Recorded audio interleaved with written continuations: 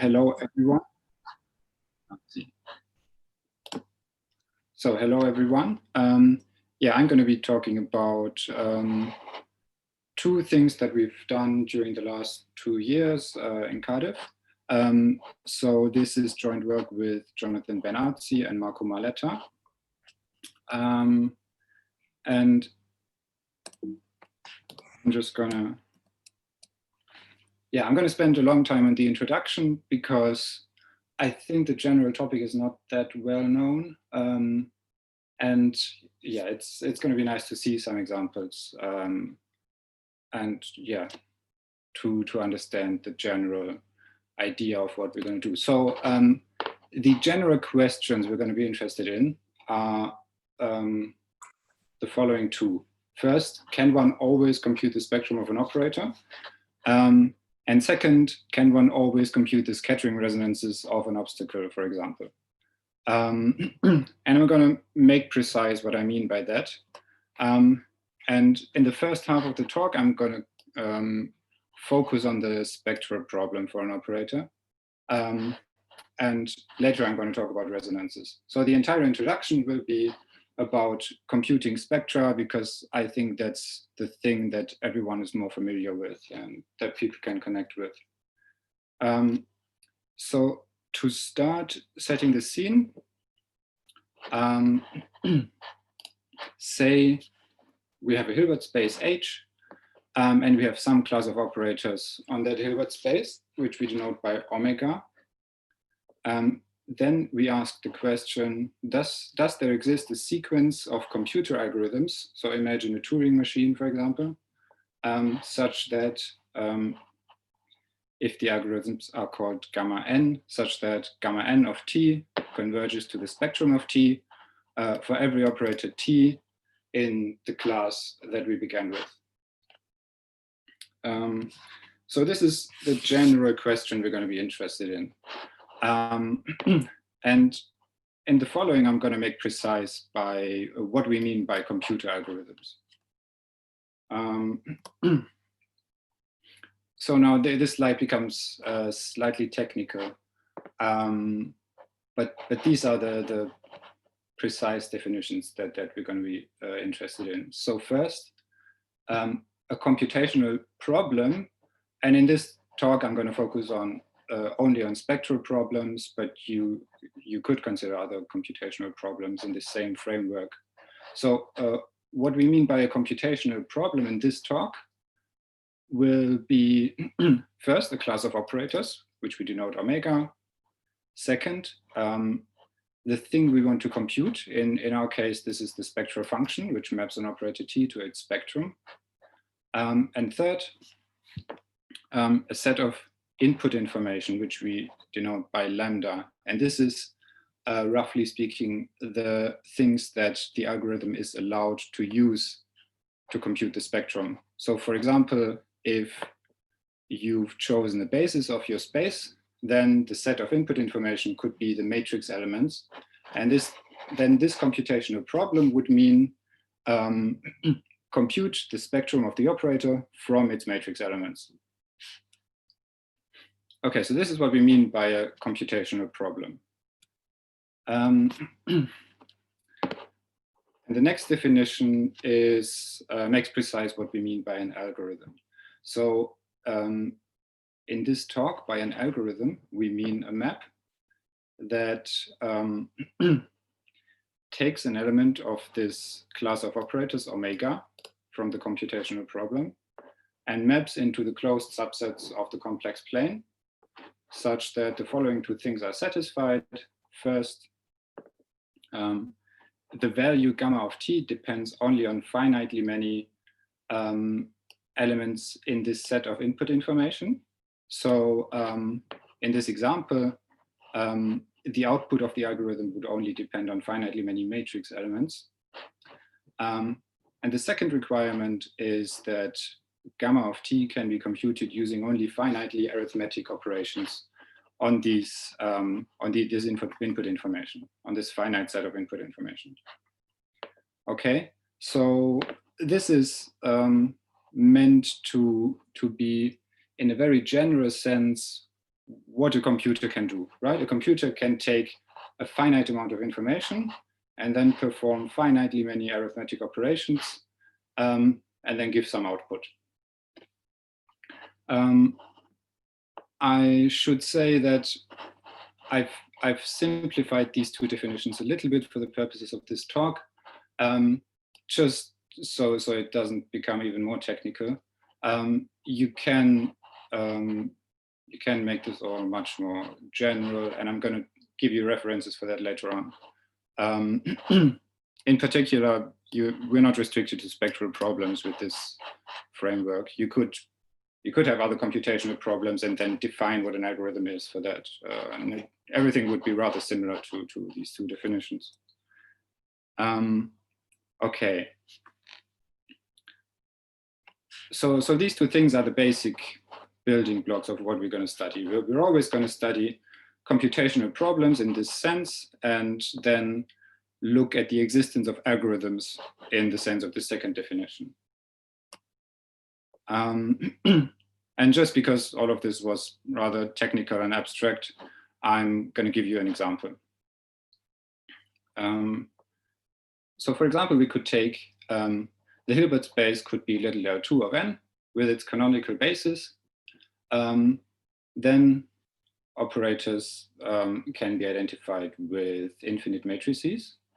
And the class of operators could be the compact operators on this space. Then, as in the example before, the input information, for the input information, we could take just the matrix elements of the operators. So formally, this would be maps that take the operator and return its matrix elements. So for every pair ij, there would be one such map that gives the ijth matrix elements. And then we could ask the question whether there exists a sequence of algorithms such that their outputs converge to the spectrum of an operator for every operator of this class. And in fact, people have proved that this is the case. So this example and this proof is from a paper by Ben-Artzi, Colebrook, Hansen, Nevanlina, and Seidel. The first version of this paper was uploaded to the archive in 2015. And there's a new version on the archive now with significant changes that I think was just uploaded this year. And an algorithm that solves this spectral problem, in this case, in the case of compact operators on little L2, works as follows. So take a natural number and choose a lattice in the complex plane. So this is just a lattice with lattice parameter 1 over n. And we intersect it with the ball of radius n, so that these are finitely many points for every n.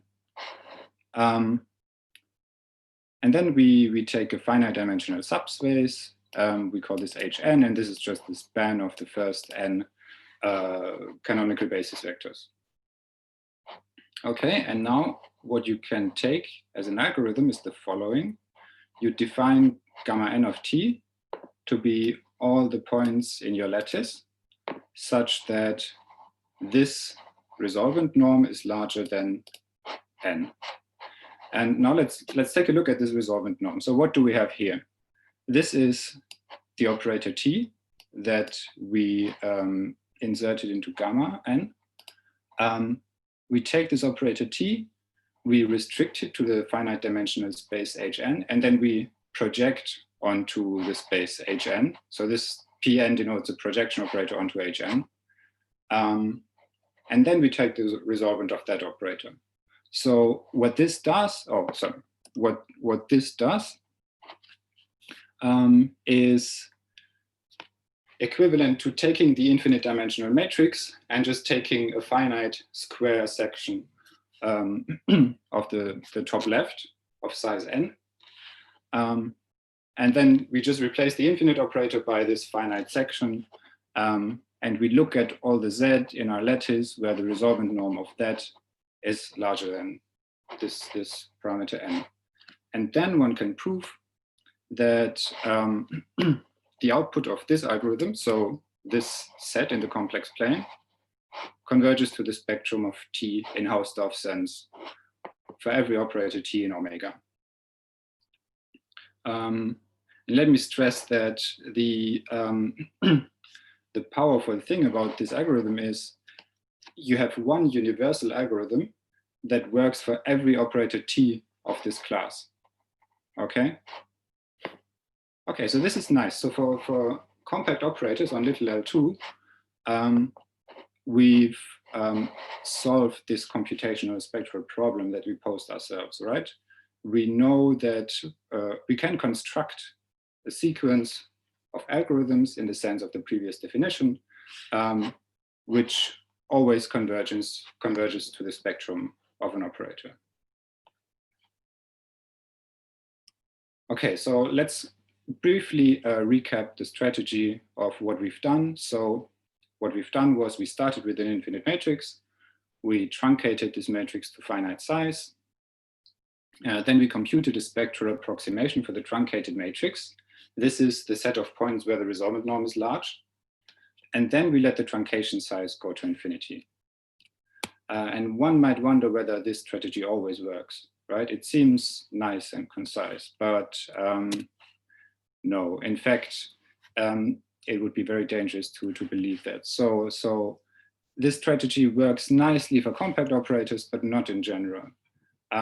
In fact, the literature is full of examples where this approach would fail. But what I want to do is I want to give you another example that's really, really striking. So for these algorithms that I defined earlier, one can prove the following thing. One can prove that there exists no sequence of algorithms such that gamma n of T converges to the spectrum of T for all T in the bounded operators on little L2 of n. So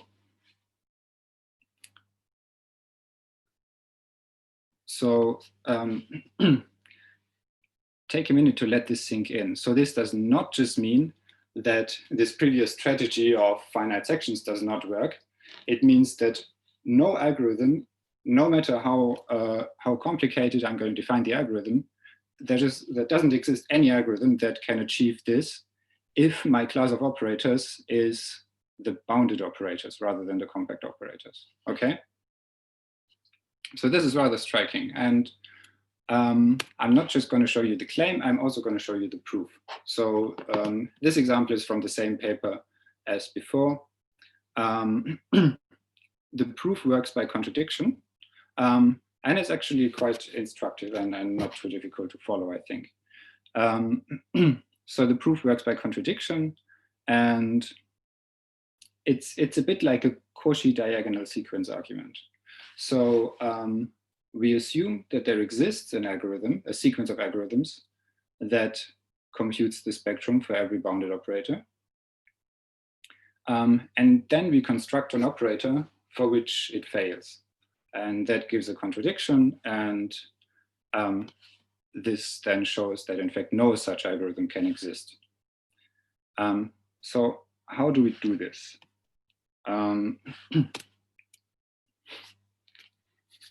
Okay, so constructing the counterexample operator. So we start with an infinite matrix that looks like this. So it has 4 ones at the top left corners, and everything else is 0. Now the spectrum of this operator is just the set 0 and 2, right? Just the spectrum of this top left matrix and 0. Now if we do the following, if we add a 1 in this next line, then the spectrum of this operator is not just 0 and 2, but 0, 1, and 2, right? We add an eigenvalue 1 in this line. And now we do the following. We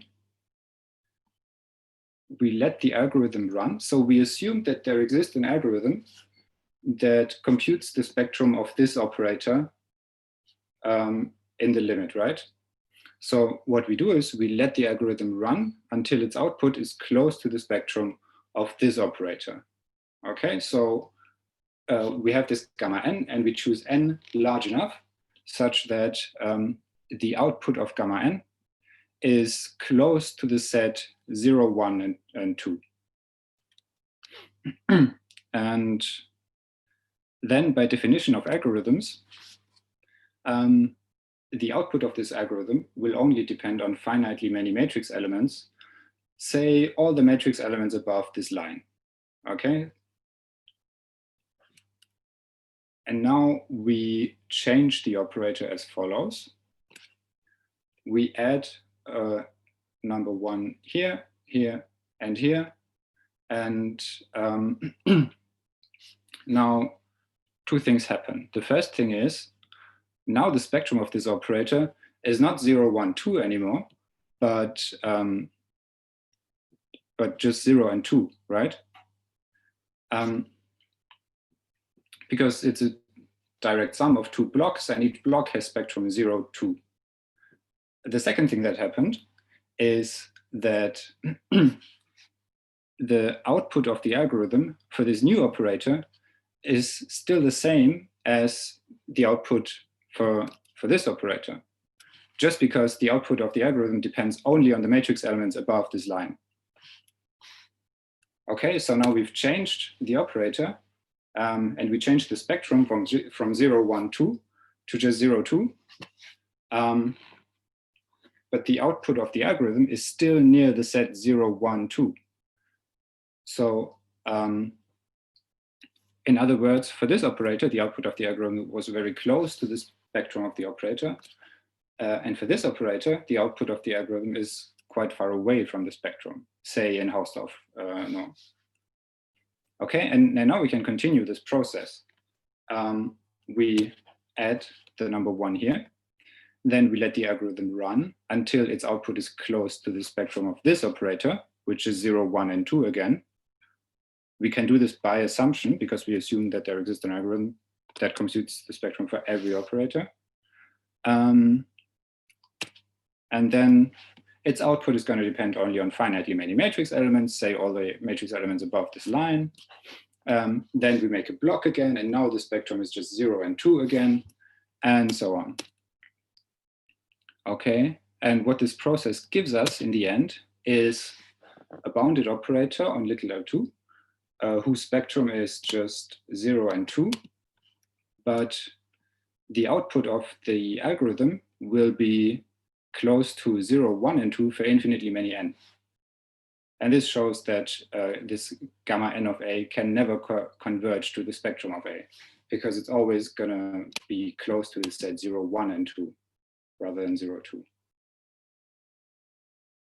Okay, so this shows that if we replace the class of compact operators by the class of bounded operators, then suddenly the sequence of algorithms doesn't exist anymore that computes the spectrum. And this has nothing to do with how we define the particular algorithm. There just doesn't exist an algorithm anymore.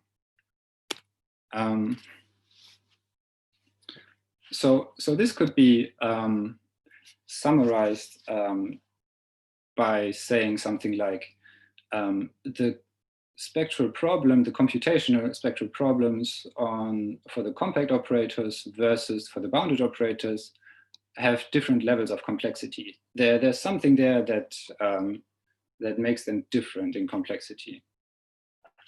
And this is sort of the starting point for what people call the solvability complexity index now. So okay, so there are different levels of complexity for these 2 classes of operators. So what can we do to quantify this? How much worse is B of H compared to K of H? And this is what, in particular, Anders Hansen did in, I think, his PhD thesis. and relies on ideas by Doyle and McMullen from the 80s. So the basic idea is to say, okay, if there exists no sequence of algorithms for the bounded operators that computes the spectrum, maybe if instead of taking one limit, we take several consecutive limits, maybe then we can solve the problem. So the idea is to approximate the spectrum by this thing here. So you start with an algorithm. So this gamma depends on k parameters now, rather than one. This gamma n1 up to nk satisfies the definition of algorithm that I gave you earlier. And then you could try to first take this first index to infinity, then the second, then the third, and so on. So instead of taking just one limit, you're allowed to take k limits, and that, at least intuitively, should make it easier to get the spectrum in the limit.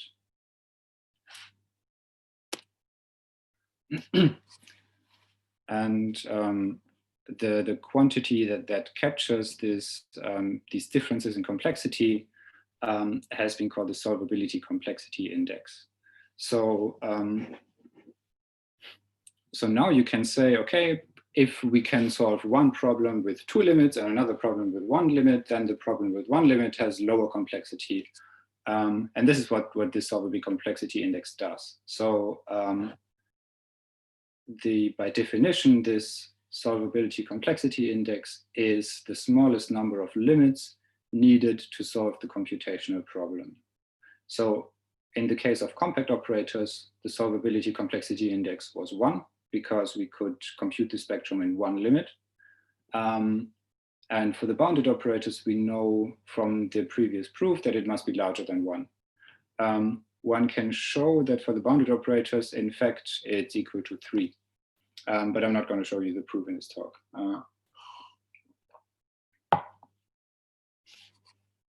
Okay, so this sets the scene for what comes later, what we've actually done. So solvability complexity index is a long word, and it's often abbreviated SEI. And I'm going to say just SEI in the following when I talk about this index. So so just for you to memorize, SEI means the number of limits needed to solve a computational problem.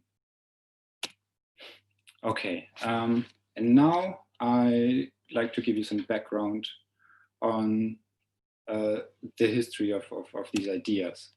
So this idea of taking several consecutive limits has already been mentioned in the 80s. So in the context of finding roots of polynomials.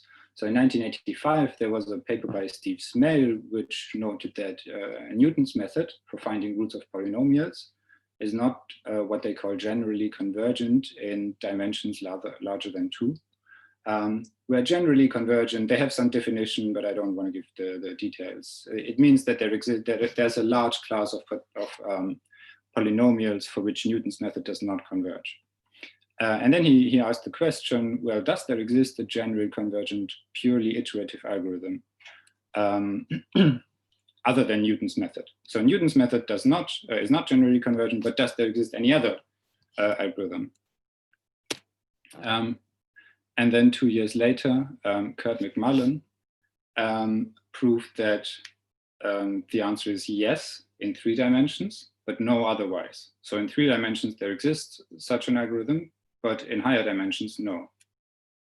And then two years later again, Doyle and McMullen showed for the cases of 4 dimensions and 5 dimensions that these cases can be solved by what they call towers of algorithms. And this is a quote from their paper. They say a tower of algorithms is a finite sequence of generally convergent algorithms linked together serially so that the output of one or more can be used to compute the input of the next. The final output of the tower is a single number computed rationally from the original input. and the output of the intermediate generally convergent algorithms. So if you read this text, this is exactly the same idea. If we go back to our own problem, to the spectral problem, this is exactly the same thing we're doing here, right? We start with an algorithm, then we take a limit, and then we take that as the input for the next limit, and so on. And if we go back one slide again, the Doyle and McMullen ideas, as I said, were for the problem of computing zeros of polynomials. And computing zeros of polynomials is related to computing spectra of matrices, right? So what we're doing here is basically an infinite dimensional version of the process by Doyle and McMullen. So this SEI is, so that's what this SEI business is based on. Okay, and now I'm going to mention some recent work in this SEI framework. As I said, it started with Hansen in 2011. And then there's this paper that I mentioned earlier by Ben-Artzi, Colebrook, Hansen, Levin, Lindner, and Seidel from 2015/2020, where they give a long introduction of what the SEI is. They give the definition. They study some computational problems. They classify them in terms of SEI. And then they construct a wider theory of SEI hierarchy. So instead of just determining how many limits you need to solve a problem, you can also ask questions like, do you have explicit error estimates, yes or no? Can you maybe approximate the spectrum from above or from below? And they formalized this additional information and gave a hierarchy of different complexity classifications. And then there are some follow-up papers by Colebrook and Hansen and Colebrook, where they just study different computational problems in terms of SEI. So they give SEI computations for wider classes of spectral problems, for example, computing spectra of certain differential operators, computing spectral measures, computing spectral gaps, and much more. Okay, so this concludes the introduction into SEI that I wanted to give. And the next thing I'm going to talk about, so this concludes also the spectral computational problems, and now I'm going to move on to resonance problems. So what we did, I think I can say this now, what we did in our own work was to study resonance problems in terms of SEI. So for different resonance problems for Schrödinger operators, we asked the questions, how many limits do we need to compute the set of resonances for certain operators? And this is what the next section is about. I'm first going to mention some references that are kind of related to what we did, but obviously the literature on resonance problems is huge, and I can't possibly mention everything that's connected to resonances here. So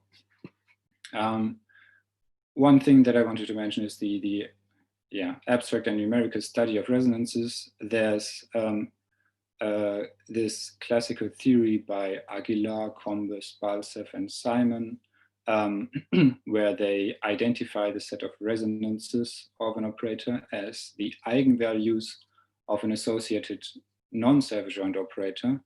And this theory gives a method which has been called complex scaling, which can be used to numerically compute the resonances of operators. Brown and Eastham, for example, used this method, this complex scaling, to compute numerically 1D resonances of Schrödinger operators. Then there are papers by Rösler and Martinez where they give asymptotics for resonances of Helmholtz resonators. So if you have an obstacle and you scatter waves at that obstacle, then you can, based on the shape of the obstacle, you can have certain asymptotics for resonances connected to the eigenvalues of a related obstacle. I'm going to talk about this more later because we studied these Helmholtz resonators as well. And then another thing that's relevant for what we did is there's a MATLAB package by Bindel and Zworsky for computing 1D resonances by solving associated quadratic eigenvalue problems. So they've given a very efficient, very fast package in MATLAB that can compute resonances of 1D Schrödinger operators. And yeah, if anyone wants to learn something about resonances, there are two textbooks that I found useful. There's one by Hislop and Siegel, which has some chapters on resonances, and there's a very recent one by Dyatlov and Zworsky, which is entirely about resonances and contains a lot of information. So, and obviously there's a lot of other work on resonances. Okay, so next I'm going to introduce the problem that we studied. So as I said, we looked at resonance problems, and we wanted to compute the SEI for that problem. So how many limits do you need to compute the resonances of an operator? And we studied two distinct problems. The first was resonances of Schrödinger operators, and the second, which I'm going to talk about later, was resonances for Helmholtz resonators. So to start with this first one, you start with the Schrödinger operator in L2 of Rd, so minus Laplacian plus some potential V. And resonances can be defined as, of such operators can be defined as poles of the scattering matrix. There exists an alternative definition, which looks a lot more technical, but is much easier to work with if you're actually trying to trying to construct an algorithm. So alternatively, resonances of Schrödinger operators can be defined as poles in the lower complex half plane of the analytic continuation of this long operator. So it's identity plus, and then here's the potential times the free resolvent times a cutoff function, which is equal to 1 on the support of the potential. So this looks technical and kind of long, but in fact, this second definition is much easier to work with because you don't have to know anything about scattering theory to work with this, right? You only need the resolvent of your operator and the potential and so on, and you can start proving things. So now let's fix the computational problem that we're going to talk about. So this these three lines define a computational problem in the sense of the definition that I showed you earlier. So first we fix the class of operators that we're interested in. We call this omega 1.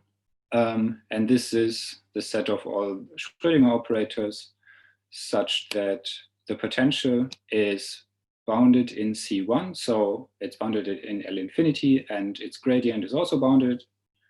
And the support of the potential is compact. This is the class for which we want to construct an algorithm that computes this set of resonances. Okay, the second thing is the second ingredient is the thing we want to compute. Now, this is not the spectral function, but the resonance function, which takes an operator and maps it to the set of its resonances. And lastly, we need the set of input information. So the information that the algorithm is allowed to use to compute the resonances. In the example earlier, this input information was given by the matrix elements of the operator. But here, something like the matrix elements does not make sense, right? Firstly, because there's no obvious basis for the space we're working in. And secondly, usually, even if we had a basis, we wouldn't have a priori access to the matrix elements, right? A thing that makes much more sense is to take the values of the potential as your input information, right? If somewhere out in the wild, someone hands me a Schrödinger operator, then the thing I have access to usually are the values of its potential. So we're going to need, to solve this problem, we're going to need the values of the potential. And we're also going to need the values of the Bessel potential, which is also reasonable because that's a thing you can look up in tables, right? And for this computational problem, we prove the following theorem. So this theorem says the resonance problem from the slide before can be solved in one limit. So the SEI of this set omega-1 is equal to 1. And I'm going to talk about the proof very briefly because time is running. So this gives a broad outline of the proof. So what we did was we explicitly constructed an algorithm that computes the set of resonances for these kinds of operators. So the strategy goes like this. First, we use the Bessel potential. So the Bessel potential is just the integral kernel of this free resolvent. To write this operator as an integral operator where we know the kernel explicitly. Remember, this operator here, V times free resolvent times this cutoff function chi, that's exactly what appeared here in the definition of resonances, right? So what we're looking for is the poles of this operator here. And our strategy is to take this part of the operator and approximate that. First write it as an integral operator and then approximate its kernel. So that's what we're doing here. So we take this product of three operators and write it as an integral operator. Then, as I just said, we take the kernel and replace it by a discretized version, so by some kind of step function. Then we prove norm error estimates for the difference between the smooth kernel and this discretized kernel. Then we determine regions where identity plus this approximated operator is large, right? So this would, morally, this should be an approximation for the poles of this operator from the previous slide of this thing. And then we let n go to infinity. So that's the plan. And now I'm going to give some details very quickly, just to show you what the actual algorithm will look like. Because if you remember the case of the compact operators, this looks quite similar. So first we fix a lattice Ln in the complex plane. Then the algorithm to compute resonances is defined as all points in the lattice such that the resolvent norm of this approximated operator is larger than some n to the power 1 over 2 times the dimension. The important thing is that this right-hand side goes to infinity with n. So this is the algorithm. And now I'm gonna give you some arguments why it's reasonable to expect this algorithm to actually converge to the set of resonances. So first, because we know that the gradient of V is bounded, we can get an explicit error estimate between the actual kernel of the integral operator and the approximated kernel, which looks something like this. We have an explicit error estimate of the form n to the power -1 over the dimension. And with this, you can do the following. If you have a sequence Zn in your, what the algorithm gives you, so in this set, and assume that this sequence converges to some point in the complex plane, then you can prove that this point has to be a resonance. And you can prove this as follows. So if Zn is in gamma n of h, then necessarily this resolvent norm here has to go to infinity, just because in the definition of gamma n, we have something that goes to infinity on the right-hand side. Then by a Neumann series argument, one can show that if you take the exact kernel, not the approximated one, then the resolvent norm of that on these points Zn still goes to infinity. And then because Zn converges to Z, this point Z has to be a pole of this operator function, which is what we wanted to prove. So this is a comic version of the actual proof, but I think it gives you the idea why this kind of algorithm should be reasonable for resonances. Okay, and the next thing we did was, well, if we've constructed this algorithm and proved that it converges, it would be natural to actually code this and see whether it gives the right thing, right? So we made a MATLAB implementation of this algorithm in 1 dimension. And I'm going to show you the results of this now. So in the top panel, you see the potential. In this example, it's just a Gaussian well between -1 and 1. And in the bottom panel, you see a logarithmic plot of this resolvent norm of this operator identity plus kn, so this approximated integral kernel. And remember, we were looking for poles of this function, right? And here you see this contour plot, and you can clearly see these poles at individual points in the complex plane. And now, if you remember the formula for the algorithm, what it does is it takes this resolvent norm and cuts it off and takes only the regions in the complex plane where this resolvent norm is larger than some given constant. So if you do this cutoff, you get this picture. So these regions are what we actually get from the output of our algorithm. Okay. So here it looks like there's a resonance here, there's a resonance here, there's another one here, and so on. And now to check whether we were getting the right thing, we took the algorithm that I talked about earlier by Bindel and Zworsky, and these are the black dots now.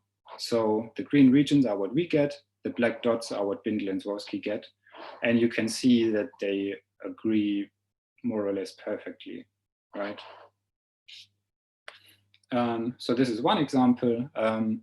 There's another example that we took. I'm going to speed through this. So this example is a potential which has no eigenvalues. It's just 2 peaks, and this is a typical example of a potential that has no eigenvalues but does have resonances. And in this case, again, you see that we get these green regions, and Bindel and Zworsky get these black dots, and they agree perfectly. So this is the first case we looked at, resonances for potential scattering. The second thing we did was to consider resonances for obstacle scattering. So in this case, rather than having a Schrödinger operator with the potential, we have a Dirichlet Laplacian on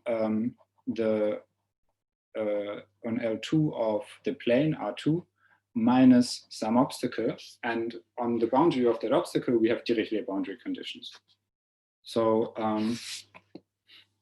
these boundary conditions on the boundary of what I called U, they induce trapping of waves typically, and that leads to resonances again. So again, to define the computational problem in the sense of SEI, the class of operators we're looking at is Dirichlet Laplacians on L2 of R2 minus obstacle U, where U is an open bounded set with a C2 boundary. The function, the thing we want to compute is the resonance function. And now the input information, we have to think about again, what's a reasonable choice for the input information in this case. And I would say it's reasonable to take the values of the characteristic function of the obstacle U in this case. So this, having this, these values of the characteristic function as your input information means that for every point in the plane R2, we can test whether that point is inside U or outside U. So the algorithm will be allowed for finitely many points to ask whether that point is in U or not. And in addition to these values of the characteristic functions, we're going to need the values of the Hankel functions to do our computations. And again, this is something you can look up in tables. So I would say this is a reasonable thing to assume.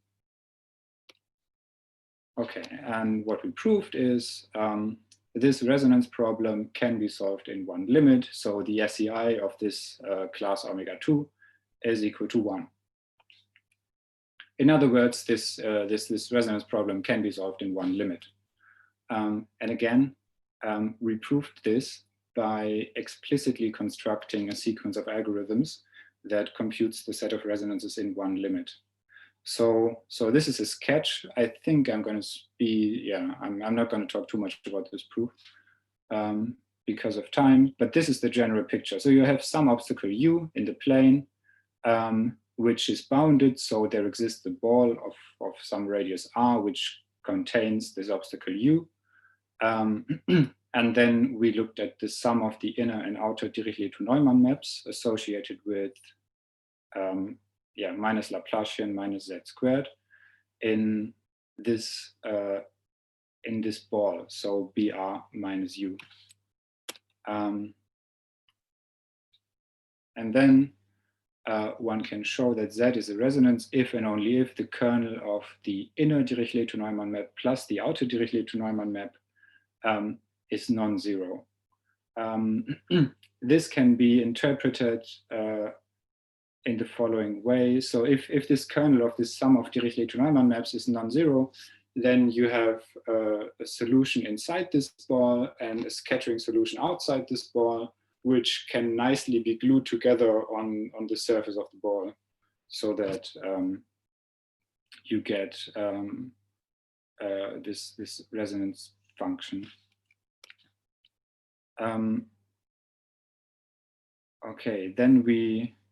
So what we did to construct the algorithm was we used explicitly this inner and outer Dirichlet to Neumann maps.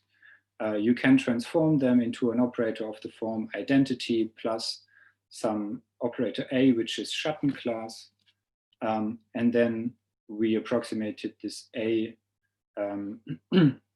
This operator A is connected to a Dirichlet Laplacian in this space in between BR and U, so this BR minus U. So we approximated this operator A via a finite element procedure on BR minus U. So one thing you have to do in order for this algorithm here is to choose a triangulation of BR minus U and then perform a finite element approximation of some Dirichlet problem in this domain. And then with this finite element, with this approximation of A, we computed an approximation of the perturbation determinant of I identity plus I of Z. And then we want to look at points where the kernel is non-zero. So we want to look at points where this determinant vanishes. So in contrast to before we were looking for poles. Now we're looking for zeros of some function. And in our case, this is of this determinant. Right, this is what I just said. Yeah, we're looking for regions where this determinant is approximately 0. And again, we implemented this algorithm, and the results look as follows. So this is the triangulation of the domain BR minus U, when U is this circle here with an opening. Oh yes, and the triangulation was, for the triangulation in MATLAB, we used a package called distmesh, provided by Persson and Strang, 2004. And these are the results we get in this case. So let me explain this plot to you. This is, so just this top panel for now. This top panel shows the complex plane. These red dots are the values of the Dirichlet eigenvalues of this resonator chamber if it were closed. So if we go back, if this tunnel here didn't exist and the chamber was completely closed, then these red dots would be the Dirichlet eigenvalues of that.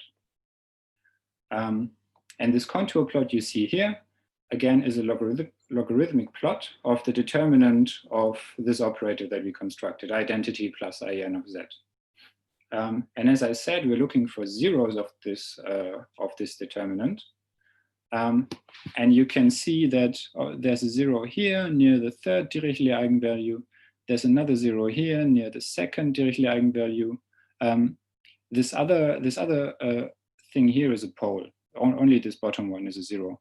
And then here near the left one, there seems to be another 0 maybe.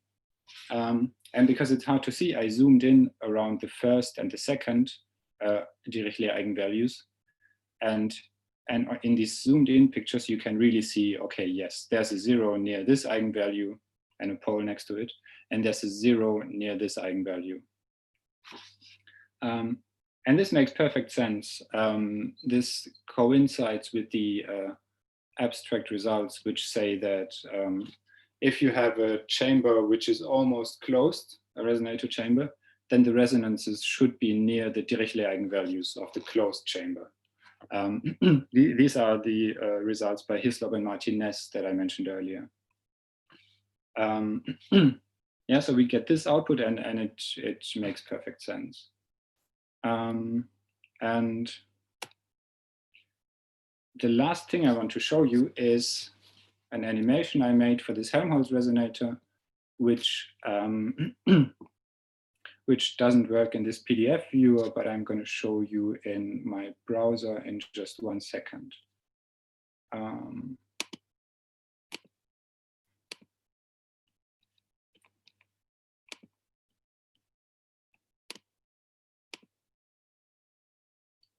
Okay, so what you see here is on the top you see the Helmholtz resonator, and the opening width varies.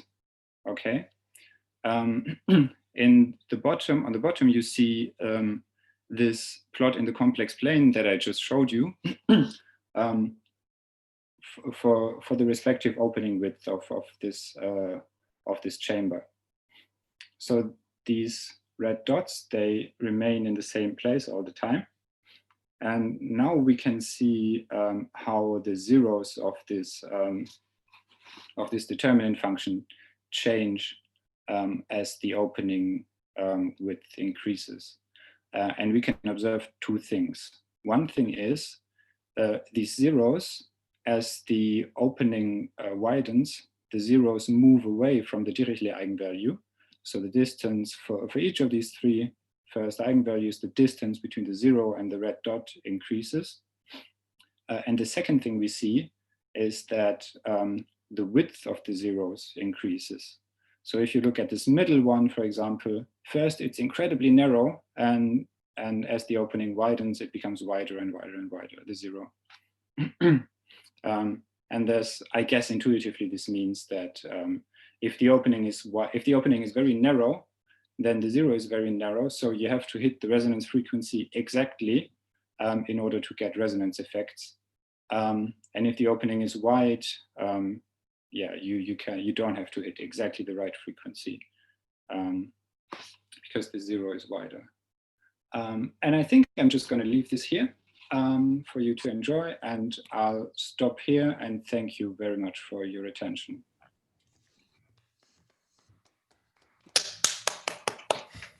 Thank you very much, Frank. Are there any questions? Yes, I would like to ask a question. It's all right. Yeah, please go ahead. Frank, could you go back to the omega-1, the definition of omega-1, which was for the first resonance problem? Yes, that's going to take one moment because Yeah. I have to share the other screen again.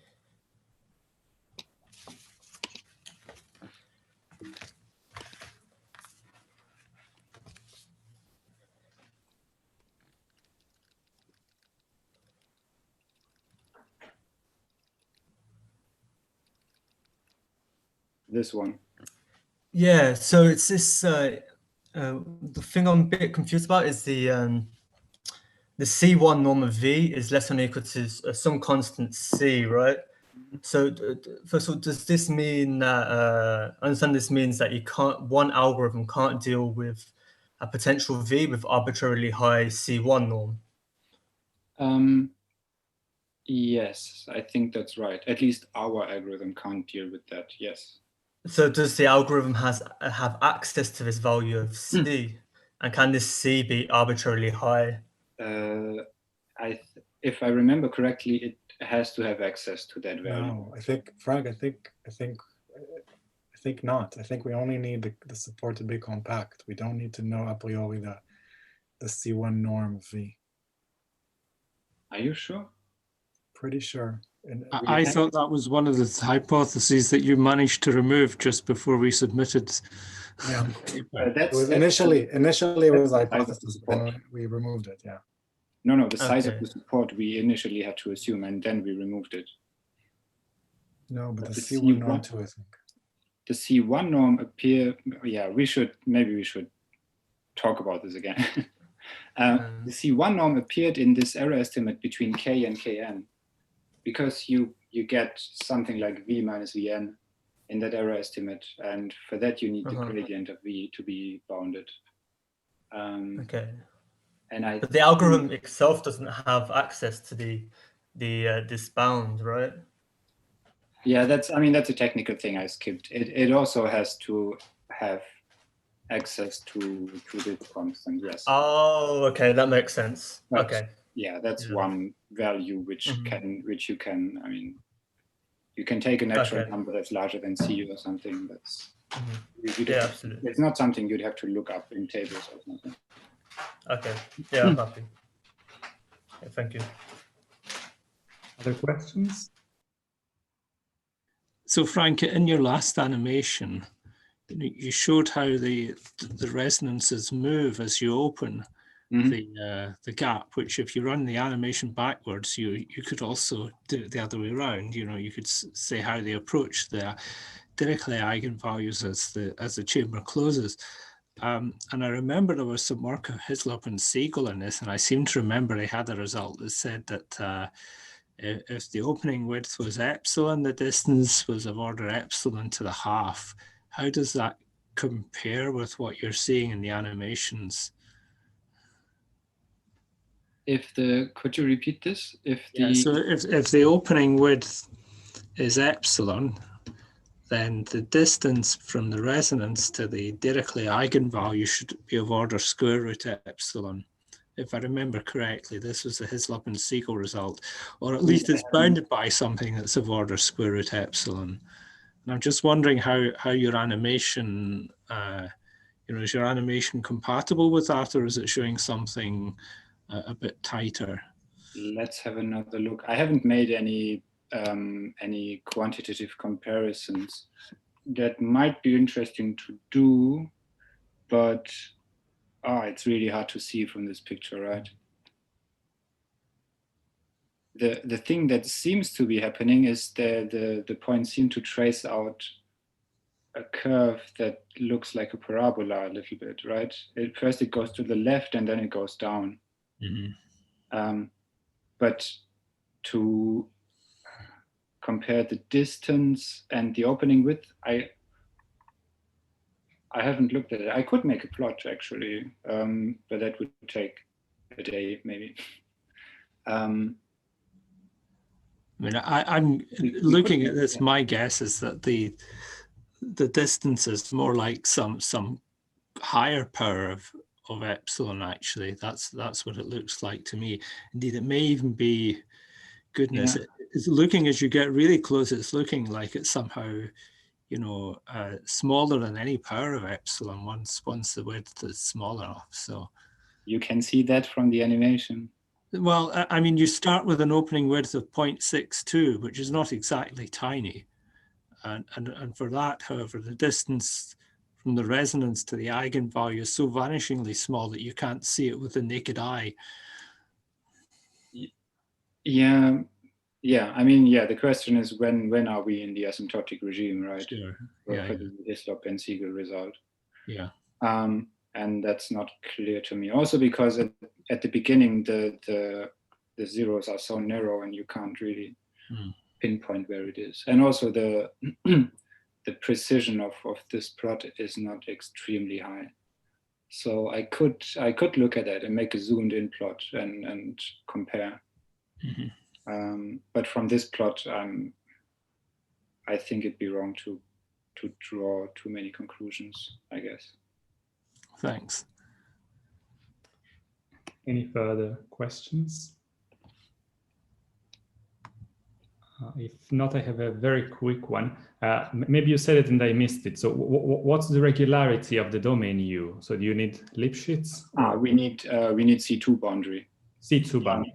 Yeah. So in this animation, it has two corners. That should not be a problem. But we need C2 boundary for error estimates for the triangulation and so on. I see. So that's the standard thing you need for finite elements to have nice error bounds. Okay, thanks. Okay, if there are no further questions, so let's thank Frank again for the very nice talk. Thank you very much. And let's stop the recording.